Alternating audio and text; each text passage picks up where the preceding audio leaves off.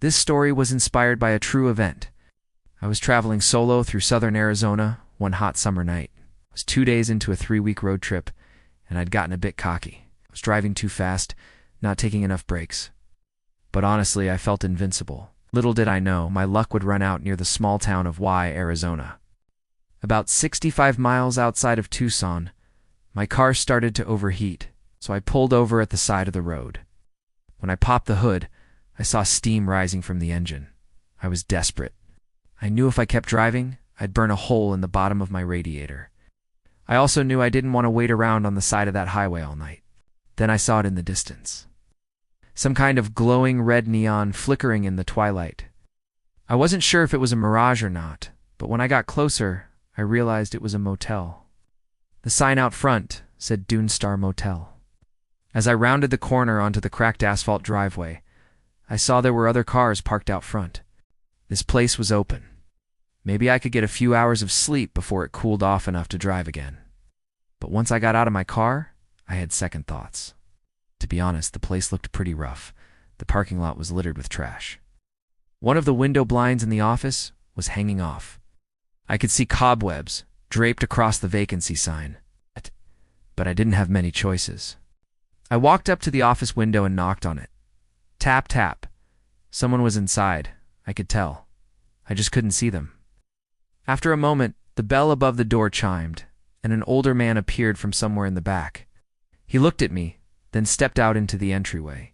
He didn't say a word, didn't even acknowledge me. He just stared directly ahead and rang the bell again.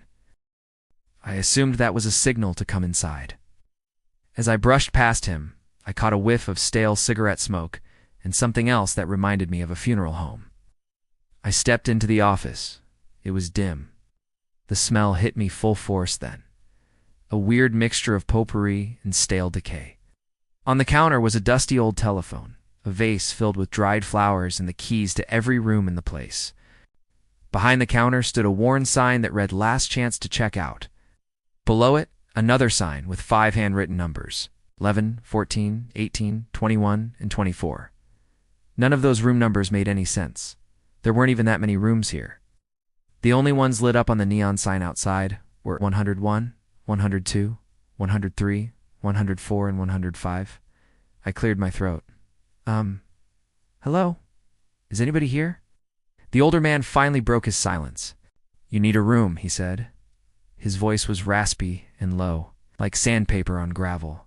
Yeah, sure. Anything available? $50 a night? Cash only?" I dug around in my pocket for change and laid it on the counter. As I turned away, I saw a bellhop holding a key. He dropped it in my palm. What? It was heavy, cold, made of metal. The tag on it read Room 108. I thanked the man and headed to the door. On the way out, I glanced at the counter again. That's when I saw the faded, laminated sheet of paper, almost hidden under a pile of receipts. I walked over and straightened it out. It was a map of the motel layout, but not the entire property.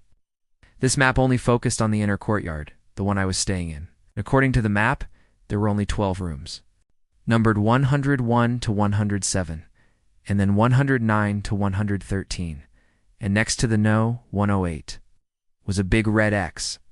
I took the key and went out into the darkness. I walked toward the far end of the courtyard.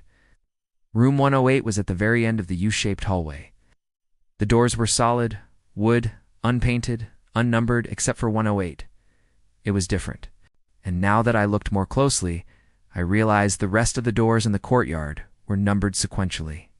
101, 102, 103, 104, 105, 106, and 107.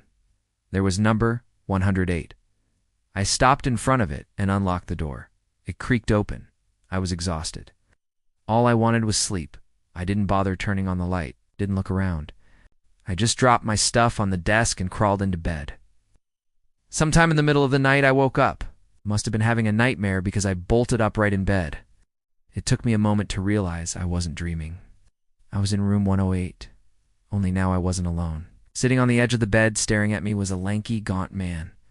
I mean, he was so thin he looked like a skeleton. His skin was gray and stretched tight over his cheekbones. He had dark circles under his sunken eyes. He was completely nude except for a pair of worn cowboy boots.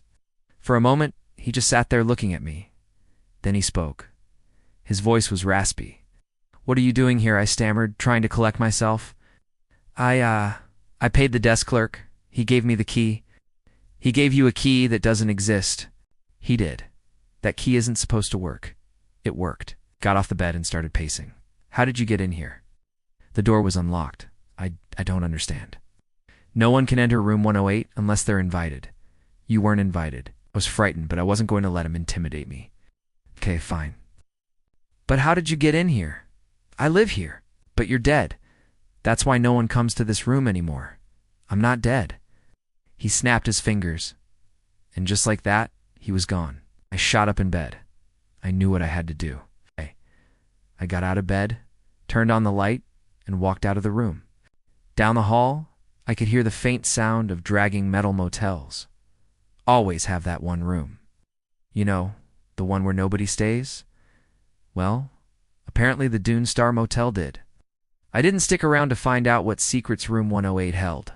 I drove back out onto the highway and didn't stop until I got to a real hotel in Tucson. When I woke up the next morning, I checked my phone. I had a dozen missed calls from the manager of the Dune Star Motel. I never called him back. I don't know if he was worried about me or if he was trying to figure out how I managed to slip into room 108. One thing is for certain, though the man who tried to warn me wasn't a ghost, he was a resident. And he's probably still waiting for someone to invite him to leave. Thanks for watching.